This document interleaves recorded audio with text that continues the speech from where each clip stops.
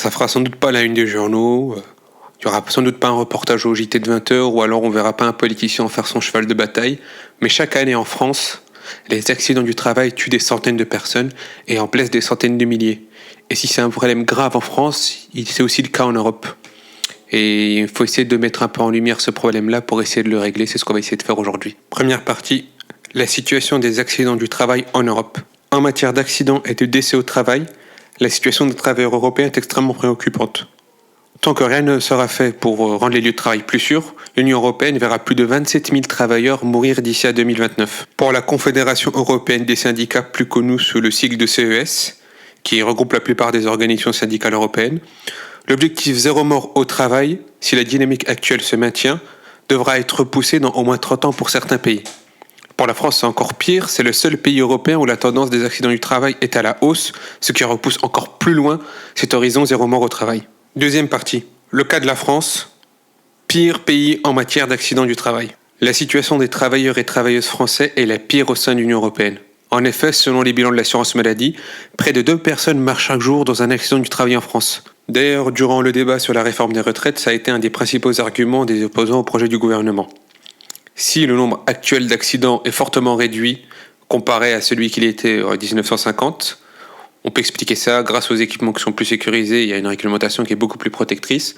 On constate néanmoins un changement de tendance ces 20 dernières années. Si durant cette période, le nombre d'accidents du travail impliquant des hommes est passé de 700 000 par an à 650 000, soit une baisse de 11%, les accidents du travail concernant les femmes ont augmenté, passant de 170 000 par an à 250 000 par an, soit une hausse de 41%.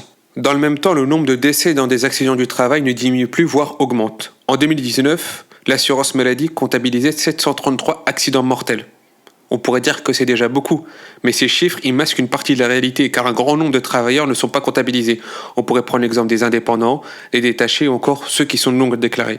À ce phénomène-là, on peut aussi ajouter au moins plus de 1000 accidents mortels sur le trajet au travail pour les seuls salariés du régime général.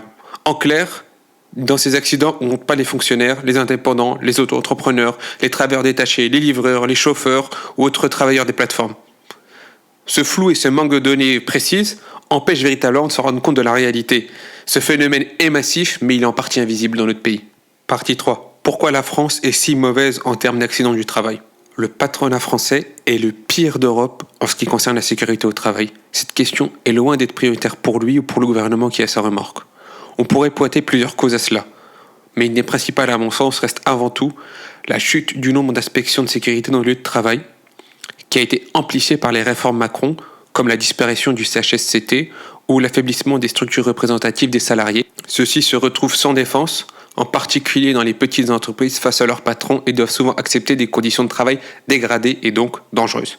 On pourrait ajouter d'autres causes à cela, comme par exemple l'exposition de millions de salariés à des substances cancérigènes. Je pense qu'on se rappelle tous du scandale de l'amiante. On pourrait aussi citer l'augmentation de la sous-traitance en cascade, le recours abusif à l'intérim, le travail détaché, la gestion managériale nocive, la situation de non-droit pour les travailleurs étrangers, le manque de sanctions pour les patrons hors la loi, etc., etc., etc. Face à cela, le plan 2022-2025 de prévention des accidents du travail graves et mortels présenté par le gouvernement tient plus de l'opération de communication que d'une volonté de changer structurellement la situation. Quatrième partie. Alors, quelle solution ?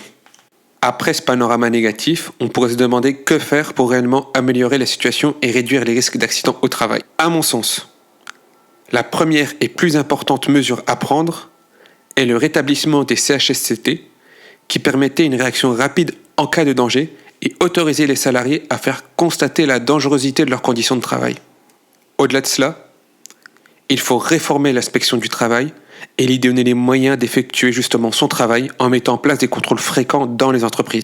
Plus globalement, c'est le rapport au travail qui doit être revu dans notre société. Se lever et avoir la boule au ventre en allant au boulot, c'est pas acceptable. Pour faire du travail un levier d'émancipation humaine, il faut lui redonner du sens en donnant la main à ceux qui connaissent le mieux le travail, c'est-à-dire les travailleurs et les travailleuses.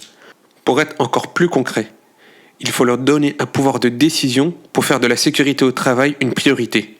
On doit aussi réduire le temps de travail pour empêcher la fatigue d'être une cause d'accident, ou encore on doit reconnaître la pénibilité ou la dangerosité de certains métiers afin de protéger les travailleurs et les valoriser, tant d'un point de vue travail que rémunération. Pour permettre à chacun de s'épanouir dans le travail, qui constitue comme une bonne partie de notre vie.